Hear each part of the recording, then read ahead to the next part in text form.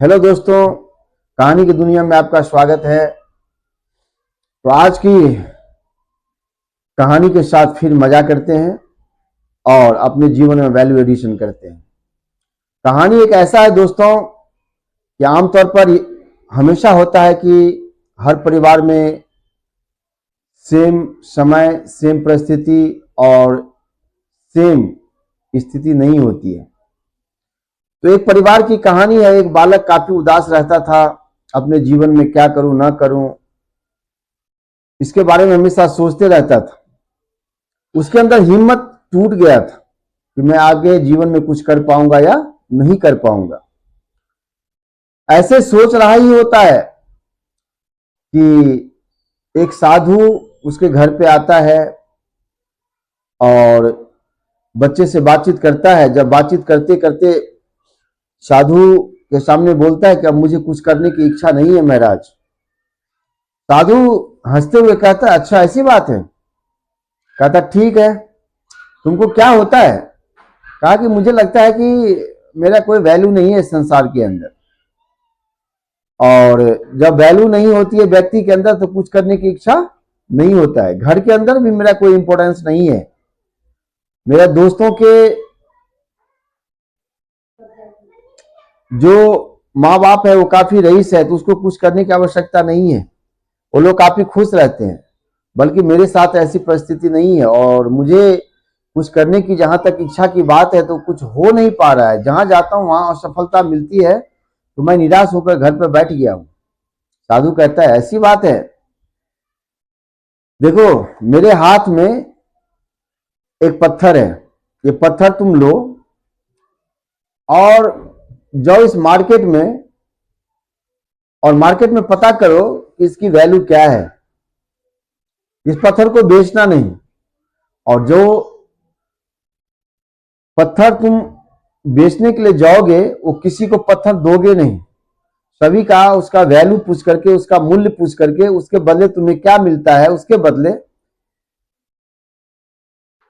तुम्हें वो क्या देता है, ये पूछ करके फिर आगे बढ़ जाना। और आगे बढ़ते बढ़ते हमेशा अपग्रेडिंग पर फोकस करना। और मार्केट में जब तुम्हें सभी से बात हो जाएगा तो फिर तुम वापस मेरे पास आना, हो सकता है कि तेरा सॉल्यूशन मिल जाए। वो बालक ऐसे ही किया, वो मार्केट में गया एक दुकानदार के पास। दुकानदार कहता है कि क्या लोगे बाबू?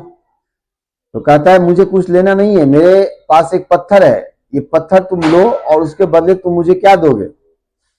वो दुकानदार देखता है और देख करके कहता है कि उसके बदले मैं तुम्हें 1 किलो आलू दूंगा।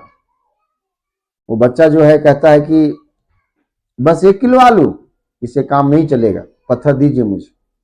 फिर आगे जाता है, फिर सब्जी वाले के पास जाता है, सब्जी वाले से पूछता है कि इसके बदले क्या दोगे? तो सब्जी वाले कहता है उसके बदले मैं 2 किलो तुम्हें सब्जी दूंगा। फिर वहां से बच्चा निकलता है और फिर आगे जाता है, एक परचून की दुकान में जाता है। परचून दुकान वाले से पूछता है कि इसके बदले तुम मुझे चीनी चाहिए, कितना किलो चीनी दोगे? तो परचून वाले पत्थर को देख करके कहता है कि इसके बदले तुमको 5 किलो चीनी दूंगा। फिर आगे बढ़ता है और आगे बढ़ते एक बार डैडी वाले के पास जाता है, कहता है उसके बदले तुम मुझे क्या दोगे?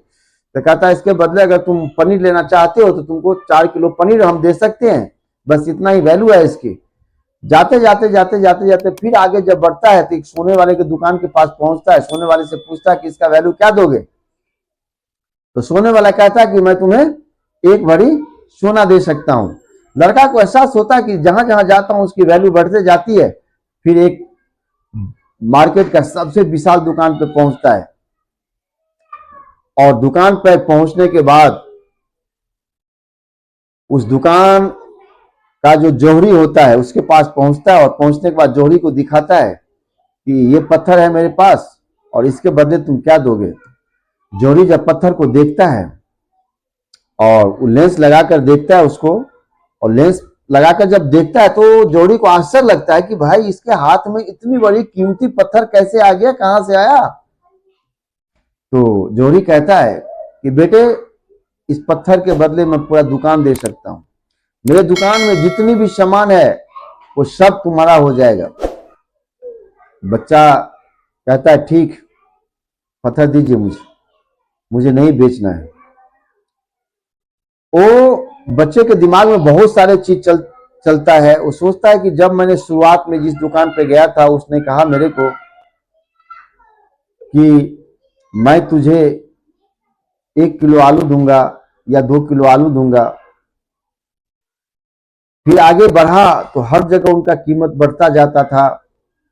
धीरे धीरे चल करके लड़का घर पे आता है, उस साधु को कहता है कि महाराज ये पत्थर तो बहुत कीमती लग रहा है, क्योंकि मैं जिस लास्ट दुकान पर जिस जोहरी के पास गया था उसने तो कहा कि इस पत्थर के बदले मैं तुम्हें पूरा दुकान दे सकता हूँ, दुकान में जितना सामान है सब दे सकता हूँ। तो जो साधु कहता है कि बेटा इस पत्थर की जो कीमत है ना वो तुमको जौहरी बताया है, ठीक है, क्योंकि वो उसका रियल वैल्यू समझता था कि उसकी महत्व क्या है। उसी प्रकार तुम अपने जीवन में तुम्हारा खुद का क्या वैल्यू है वो दूसरा डिसाइड नहीं करेगा। उसकी वैल्यूज तुमको खुद सोचना पड़ेगा, खुद समझना पड़ेगा कि मेरी वैल्यूज क्या है। तुम अनमोल हो, तुम्हारा कीमत कोई नहीं लगा सकता है। फर्क यह है कि तुमको अपने आप पर काम करना पड़ेगा, अपने आप को पहचानना पड़ेगा कि मैं क्या हूं, ठीक है। और अगर तुम ये चीज पहचानने में कामयाब हो जाते हो तो तुमको दुनिया में कोई हरा नहीं सकता है।